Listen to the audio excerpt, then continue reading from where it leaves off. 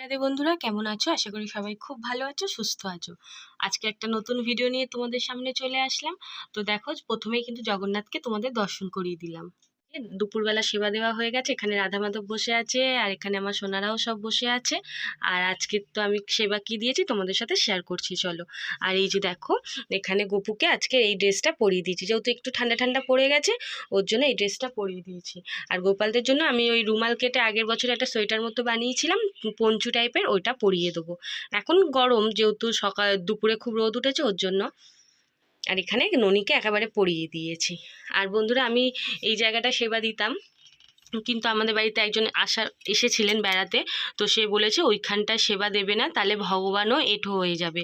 ওর জন্য আর ওখানটায় সেবা দিই না বন্ধুরা। এই যে নিচে এখানটায় আমি সেবা দিই। আর আমি অনেক ভিডিওতেও দেখেছি যে ভগবানের সামনে এরকম আসন পেতে সেবা দিতে। তো সে আমাকে বলে গেছে যে এইভাবেই সেবা দেবে, তো আমি এইভাবেই সেবা দিয়েছি। আর এই আসনটা কিনে নিয়ে এসেছি বন্ধুরা। আর এই যে দেখো, আমি ওই কুরুশ কাঠির যে আসনগুলো হয় না, ওইটা খুঁজছি, কিন্তু কোথাও পাচ্ছি না, পেলে ভালো হয়। আর আজকে সেবাই দিয়েছি, কমলা লেবু দিয়েছি, কলা দিয়েছি, আর বাতাসা দিয়েছি। আর এই যে দেখো আসনটা। আর আসনে একটা তুলসী পাতা ফুল দিতে বলেছে, তো ফুল তো আমার ছাদের গাছে সেরকম ফুল হয়নি বাগানে, ওর জন্য আর আমি ফুলটা দিইনি বন্ধুরা। আর আমার গপুকে কেমন লাগছে দেখো।